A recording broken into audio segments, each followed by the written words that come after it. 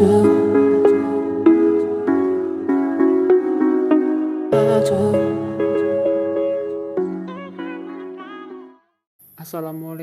warahmatullahi wabarakatuh. Yang terhormat Bapak Ilham Tanzilullah selaku dosen mata kuliah Sosiologi Hukum, dan teman-teman yang berbahagia, dan tidak lupa para viewers video saya kali ini. Pada kesempatan kali ini, saya Brohimana Jadwipa dari kelas HKIE akan menjelaskan mind map dari mata kuliah Sosiologi Hukum semester 5. Langsung saja, sekilas dari Sosiologi Hukum, yaitu sosiologi hukum adalah suatu ilmu yang mempelajari hubungan timbal balik antara hukum dan juga gejala sosial di masyarakat. Maka dari itu pada semester ini kita akan membahas ada 8 bab dari sosiologi hukum. Yaitu yang pertama adalah pemahaman dasar tentang sosiologi hukum, yang mana subbabnya yaitu antara lain pertama definisi sosiologi hukum, yang kedua manfaat dan kegunaan mempelajari sosiologi hukum, yang ketiga objek sosiologi hukum, dan yang keempat adalah ruang lingkup sosiologi hukum.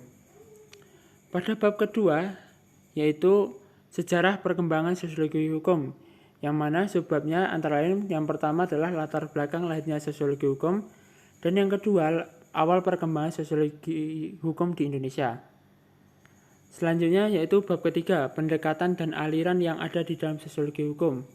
Untuk subbabnya kita akan mempelajari yang pertama adalah pendekatan hukum sebagai nilai, yang kedua pendekatan hukum sebagai institusi, yang ketiga adalah aliran-aliran yang mempengaruhi terbentuknya sosiologi hukum.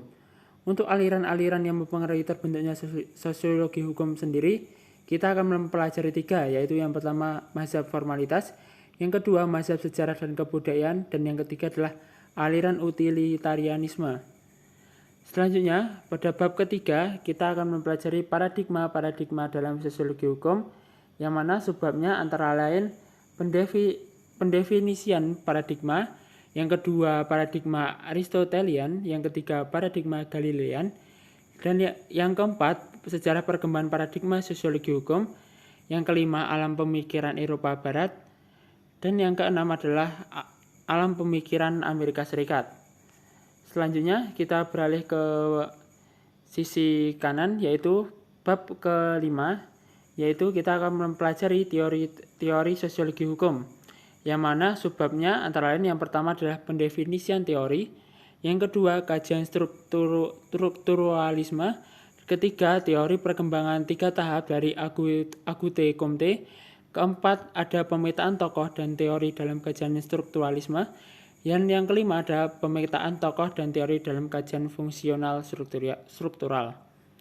Selanjutnya pada bab ke-6 yaitu ada materi hukum dan solidaritas sosial, yang mana subbabnya yang pertama adalah pendefinisian dari solidaritas sosial, yang kedua solidaritas sosial dalam perspektif sosiologi dan hukum, dan ketiga faktor pendukung dan perusak solidaritas, yang keempat ada solidaritas mekanis, yang kelima ada solidaritas organis, dan yang keenam ada peranan hukum sebagai perekat solidaritas.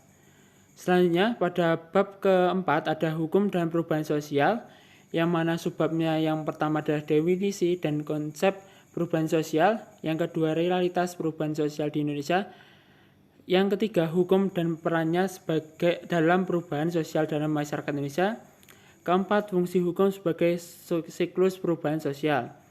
Selanjutnya di bab 8 atau bab terakhir yaitu ada materi perencanaan penelitian sosiologi hukum, yang mana kita akan mempelajari yang pertama adalah metode penelitian kualitatif, dan yang kedua pendekatan dalam penelitian sosiologi hukum.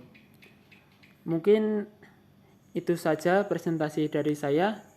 Ada kurang lebihnya saya mohon maaf. Akhirul kalam, wassalamualaikum warahmatullahi wabarakatuh.